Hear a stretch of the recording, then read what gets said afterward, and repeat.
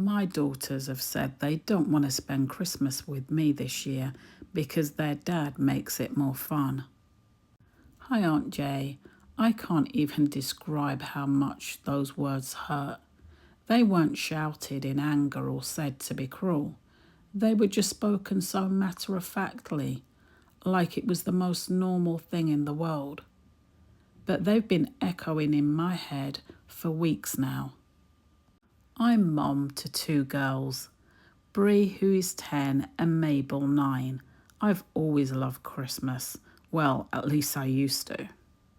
But over the last few years, the Christmas season that used to fill me with excitement now fills me with dread because Christmas has become a competition that I just cannot win. Their dad, Jude, comes from one of those big storybook families. Christmas with them is chaos in the best kind of way. Grandparents, aunties, uncles, cousins their age. There's music, games, and laughter pouring out of every room. They wear matching pyjamas and do the same silly traditions every year. The girls are surrounded by people who adore them. And the presents, well, everything they so much as mention appears underneath the tree. One year they said they wanted to go to Lapland, half joking. I thought I smiled and said, maybe one day. A week later, Jude messaged me and said the whole family were going. Flights, husky rides, meeting Santa, real snow, everything. And while they were there making memories, I was sat at home on my own, watching Elf, drinking hot chocolate, trying to convince myself that was enough. Christmas with me has always been smaller, just me and the girls, no cousins running around, no packed dinner table, no huge pile of gifts under the tree. I mean, don't get me wrong, I do what I can. I decorate the house, we bake biscuits, we watch Christmas films. I even try to invent our own little traditions. But compared to Jude's big, noisy, magical family Christmas, mine just feels small and dull and forgettable. And the girls know it. This year is supposed to be my turn to have them on Christmas Day. I've been thinking of ways to make it special, planning a surprise breakfast. Maybe taking them to a light trail on Christmas Eve. But a few weeks ago, Bree asked me if they had to stay here this year. Mabel, never one to hold back, said, Christmas is just more fun at Dad's. I laughed it off at the time and told them that we're going to have a lovely Christmas together. But inside I felt crushed because I know that they're right. I can't give them Lapland. I can't give them an army of relatives or a mountain of presents. I just can't give them the Christmas that they clearly want. And even when it is my turn, Jude's family still sends over expensive, flashy gifts that I could never afford. I mean, I'll save for months to buy something thoughtful, something I hope they'll love. And they'll tear the wrapper off, say a polite thank you, then toss it to one side the second they spot the iPad or designer trainers or whatever's come over from their dad's side of the family. Last year I spent all day cooking Christmas dinner while they sat on their iPads scrolling, texting their cousins. I asked them if they wanted to help set the table. They sighed and said they were bored. They asked what time they were going to their dad's. I was trying so hard to hold it together, but inside I just felt so humiliated. I tell myself it's not their fault. I mean, they're kids. They don't understand how hard it is to stretch money or how much effort goes into making something special.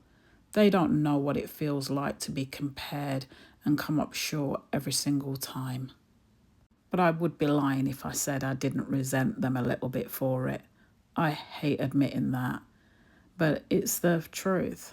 I feel angry that Jude and his family can afford to offer them things that I just can't. I'm angry that my best is never good enough. I'm angry that the two people I love most in this world make me feel like a failure sometimes. And then, of course, the guilt hits because what sort of mother feels jealous of her children's happiness? What sort of mom dreads Christmas because she knows she can't live up to what they want? I keep wondering if I should just give up and let Jude have them every Christmas. Let them have the magical, movie perfect Christmas day that they want. And I'll just stay home alone, where I don't have to watch them toss aside my gifts or count down the hours until they can leave. But then I picture them years from now looking back. Will they even remember Christmas with me?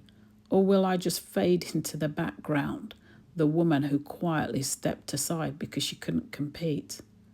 I love my daughters more than anything. I just don't know how to keep doing this.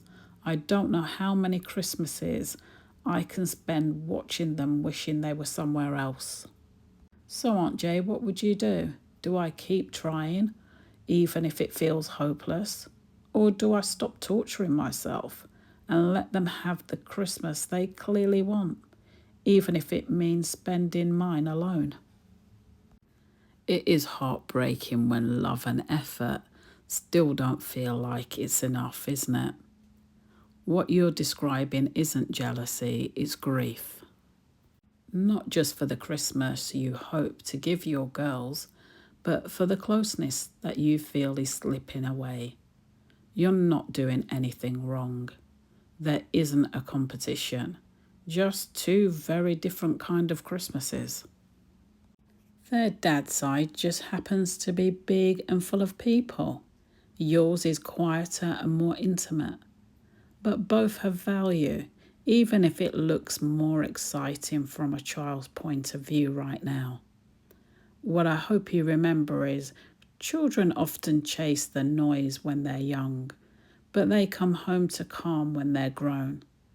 The way you make them feel safe, seen, and loved, that's what sticks, even if they don't realise it yet.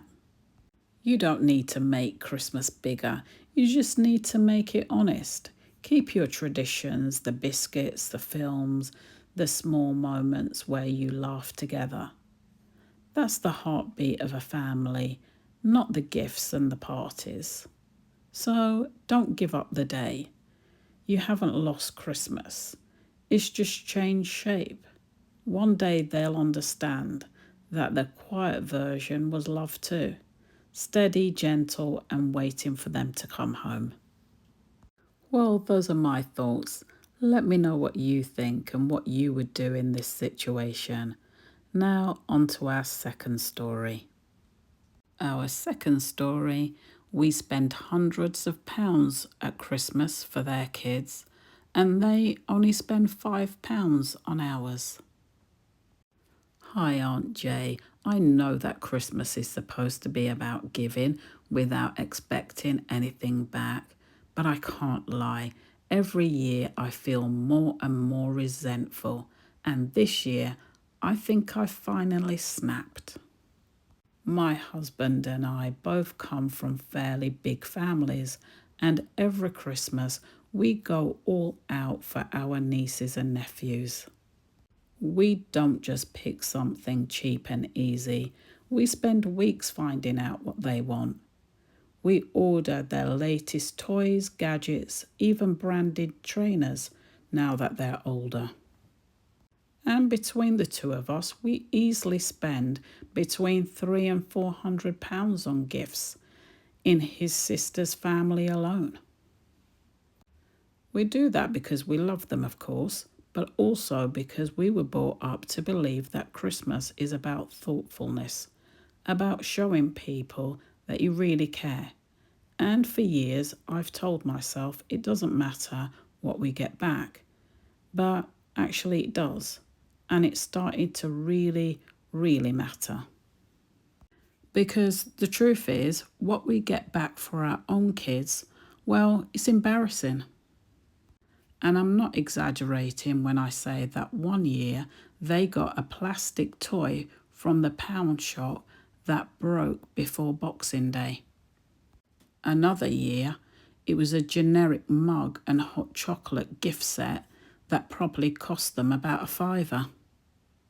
Last year, my daughter opened a single pack of cheap felt tip pens while we just handed over a brand new game console for their son. I tried not to let it bother me at first. I thought, well, it's the thought that counts. That's what I told myself. But is it? Is it really? Is it really the thought if clearly there was no thought at all? Because these aren't people that are struggling. They go on holidays 3 times a year, they buy themselves the latest designer clothes, and they never miss a chance to brag about their new car. So this isn't about money, it's about effort or lack, the lack of effort. And what makes it worse is the look on my kids' faces. They're polite, of course. I raised them to say thank you. But I can see the confusion and the disappointment. They know that we put time, effort, love and money into choosing the gifts for their cousins. And yet they see that year after year, it isn't returned. And that hurts more than anything else. Well, this year we've decided enough is enough. My husband and I talked about it and we agreed we aren't going to keep draining our savings. While we're treated like an afterthought, we set a rule, £30 per child, and that's it. Still generous, still thoughtful, but not ridiculous. Well, you'd think that I just announced that I was cancelling Christmas altogether. His sister was absolutely fuming. She said that we were being petty and mean and that Christmas isn't a competition. She accused me of trying to shame her and ruin the kids' fun.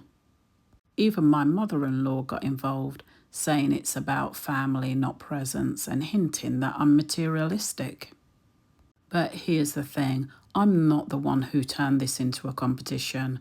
They did, by putting zero effort into gifts for my children while happily accepting expensive ones for theirs. And I don't think it's wrong of me to expect a bit of balance, not in terms of money, but in terms of care. Now the atmosphere is awful and my husband's sister barely speaks to me. There's been talk of them not turning up for Christmas dinner at all. And a part of me does feel bad. I don't want to ruin the holiday. But another part of me feels like I've actually finally stood up for myself and for my kids. I just don't know if I've taken it too far. Maybe I should have just said nothing and kept doing what we usually do. Or maybe it is okay for me to draw the line for once and say, enough is enough. So what do you think, Aunt Jay? Am I being petty? Or was I right to stop letting my kids be treated like an afterthought every Christmas? I'll be honest with you, this isn't about Christmas. This is about people who are happy to take but never think about giving back. And it's not petty to notice it. It's not materialistic to see your child opening cheap, careless gifts when you've poured money, thought and effort into theirs. It's human, and of course it'll be painful. What's happening here is a classic case of people who benefit from your generosity and convince themselves that you should keep doing it without question. The moment that you set a limit, they accuse you of ruining the spirit of Christmas because suddenly they're the ones who have to reflect on how little effort they've been putting in.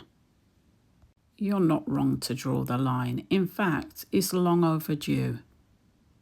You haven't stopped giving, you've just stopped over-giving. You're still thoughtful, still generous, still kind. The only thing you've taken away is the part where other people get to disrespect your children and call it tradition.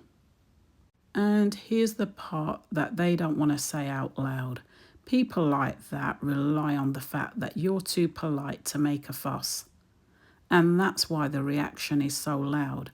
Not because you did something wrong, but because you stopped playing the role they expected you to stay in. Stand your ground and don't apologise for it. And remember, you're not teaching your kids that Christmas is about money.